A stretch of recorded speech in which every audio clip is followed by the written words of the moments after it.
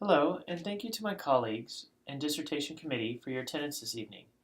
I owe this opportunity to present tonight to several of my student colleagues, past faculty, departmental leadership Michelle Collet, and my dissertation advisor Marilyn Newell. My name is Henry Moser, and my professional and graduate work here at UNE centers on supporting online graduate students. The following presentation acts as a proposal for a formal qualitative phenomenological study regarding synchronous academic support for online graduate students, to be completed early next year. This project acts as the required dissertation in order to receive a doctorate in education at the University of New England. My presentation this evening will be a succinct tour of the history and future of the proposed study, its origin and theoretical underpinnings, goals and methodology, and possible implications of the findings on current online graduate student academic support. As most of you know, much of my professional and academic life revolves around UNE and online graduate schooling. Beyond my status as an online doctoral student here, I am the e-learning specialist.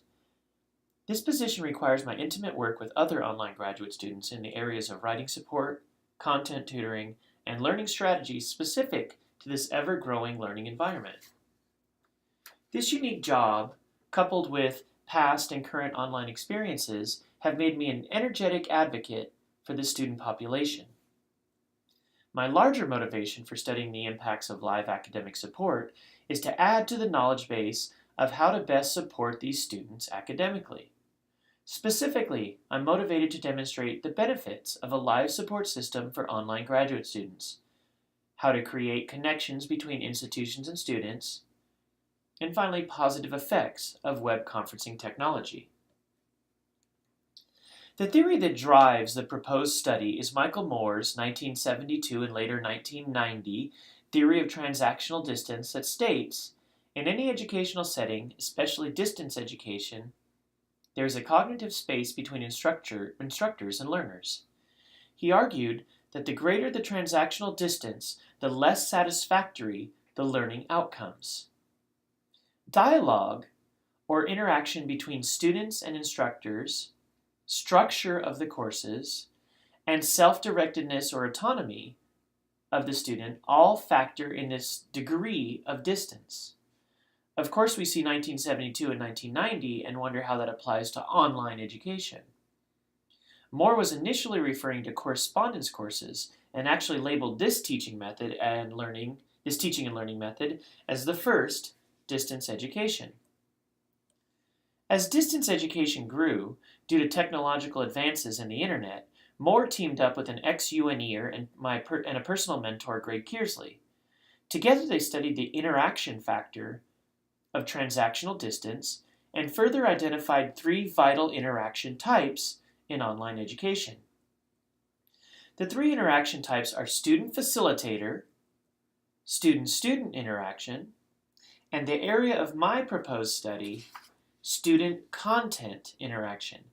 Quickly, student content interaction refers to the time students spend with course content activities, including going over PowerPoint lessons from faculty, reading research articles and textbooks, posting to discussion boards, and listening or viewing audio and video recordings. So in short, students' interaction with the content is one of three interaction types that directly influence transactional distance, and it is my goal to answer the following. How do live interactions between academic support staff and online graduate students affect student interaction with the content? The next few slides will demonstrate how the literature influenced my decision to ask this question.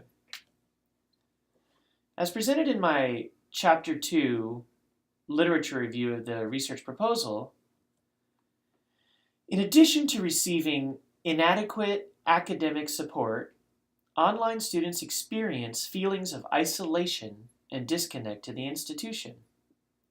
These two factors contribute to unsatisfactory retention and graduation rates among online graduate students. This qualitative phenomenological study will contribute to our understanding of online graduate students' perceptions of how working live with academic support staff impacts their interactions with the course content. The study will contribute to the gap in research regarding academic support usage of synchronous technologies by exploring the perceptions of online graduate students on the effects of live support on their interaction with the content. While there is significant literature examining live interaction opportunities between facilitators and students, there is little regarding live academic success centers and students, and more narrow, no existing literature on the impact of these live meetings on student relationship to the content. The overarching question for the proposed research project is, how do live interactions between academic support staff and online graduate students impact student interaction with the content? The following four sub-questions provide support necessary to answer the larger question. What are the student perceptions on the effects of live academic support meetings on their interactions with and understanding of the course content? What factors of live web conferencing with academic support centers do participants perceive as being more or less beneficial to their relationship with the content? To what extent do varying staff characteristics and behaviors during synchronistic support sessions affect student interactions with the content? And finally, in comparison, how do the different live support sessions, writing support, content tutoring, and learning strategy meetings affect student content interaction? The following themes and theories presented in my lit review shaped my study and ultimately directed the point of focus, which is to be discussed in the next few slides. I've mentioned Moser's theory of transactional distance, and the key takeaway from my study is that interaction is one of three necessary components of an effective distance education course. Also, Vygotsky's theory of social development points to the need of interaction for cognitive development.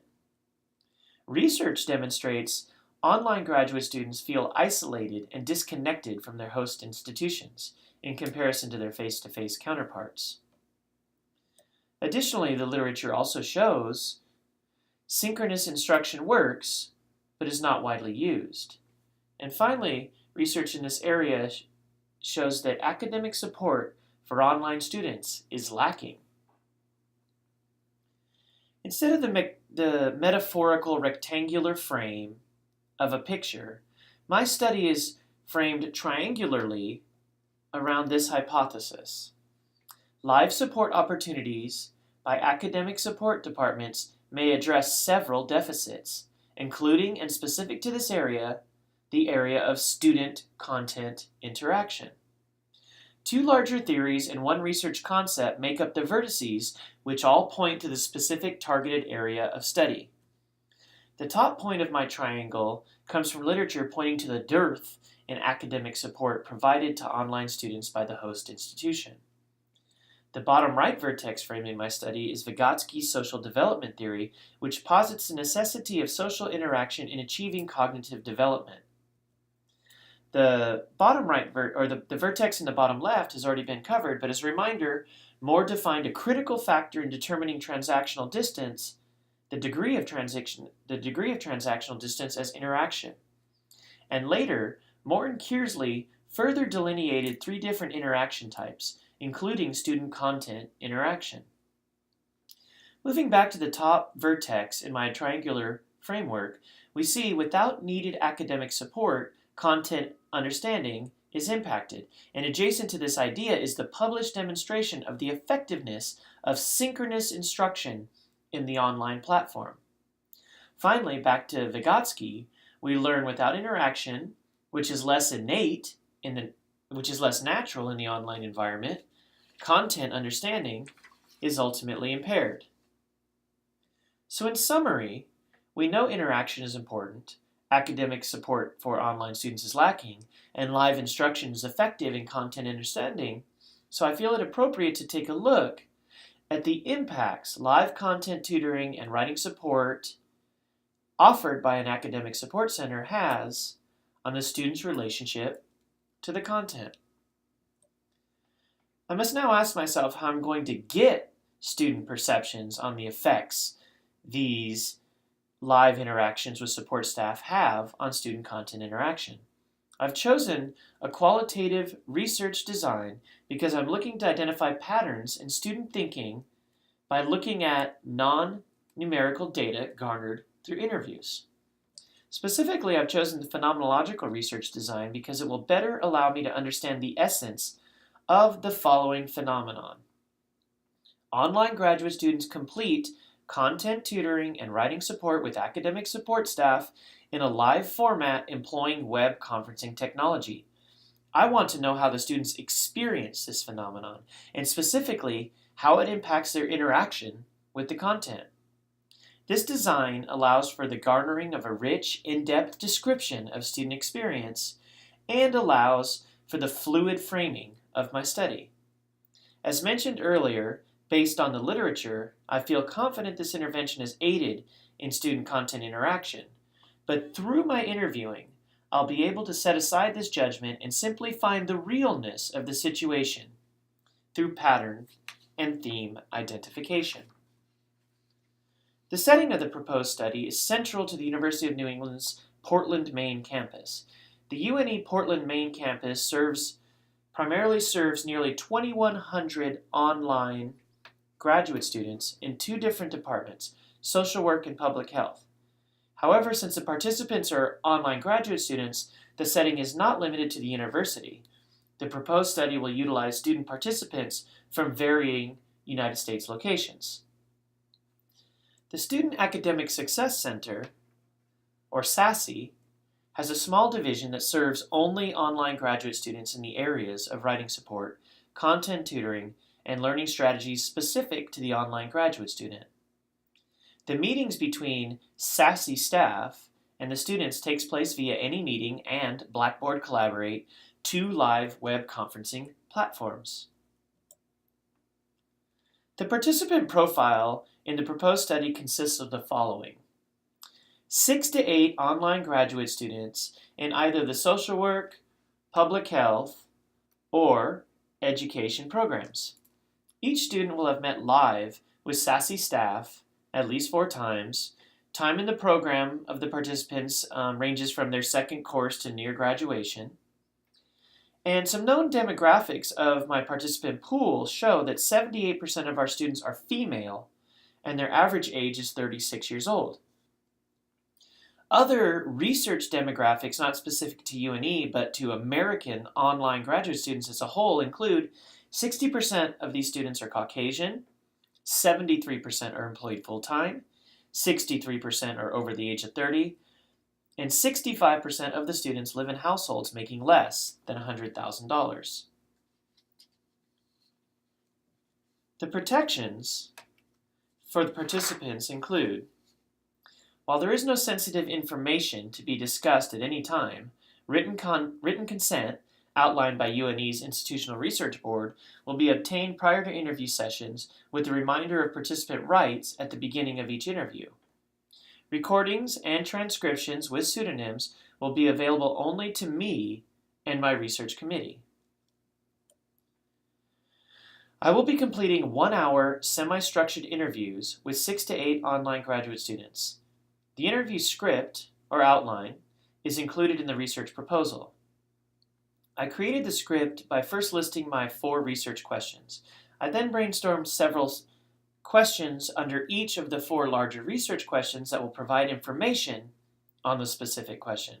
As an example, in order to garner data for the research question of: what factors of live web conferences with academic support centers do participants perceive as being more or less beneficial to the relationship with the content? I will use the following prompts. Describe your experience with the technology during your meeting. To what extent did the usage of technology help you in other parts of your coursework?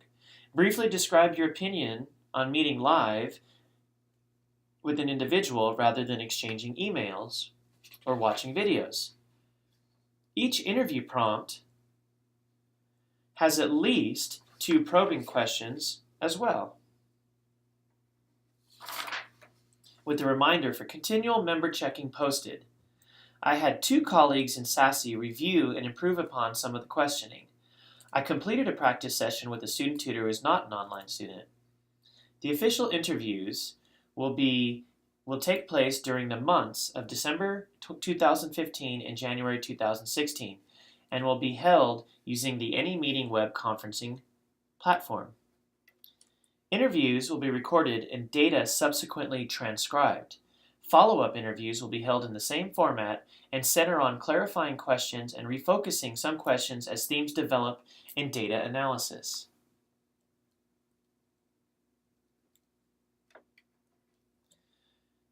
The data analysis for data gathered from the interviews follows basic theme and pattern generation models allowed for in the phenomenological design.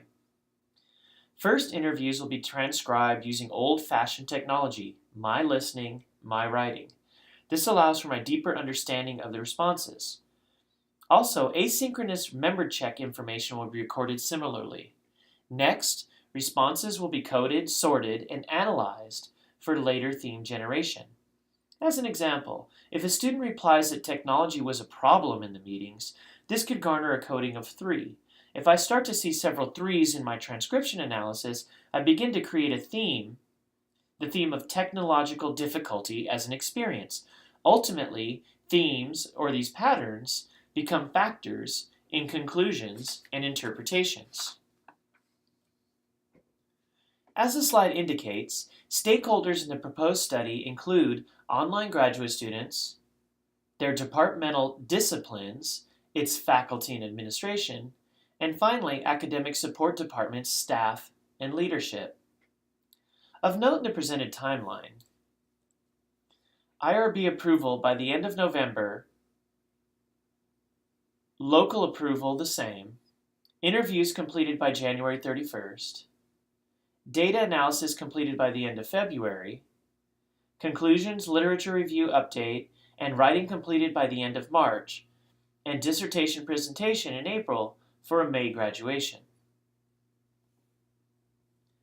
Finally, my thanks to Michelle Collet, who helped me narrow the scope of the study, Dr. Marilyn Newell with their involved guidance with this process, Dr. Ella Benson for untiring looks at my first 3 chapters and continued contributions, and finally my student colleague Shelley McClure, who has been instrumental in paving the way for several of us through this process. My references are included for later look, and finally I will end my presentation, this part of the presentation, and open up the point for questions. Thank you.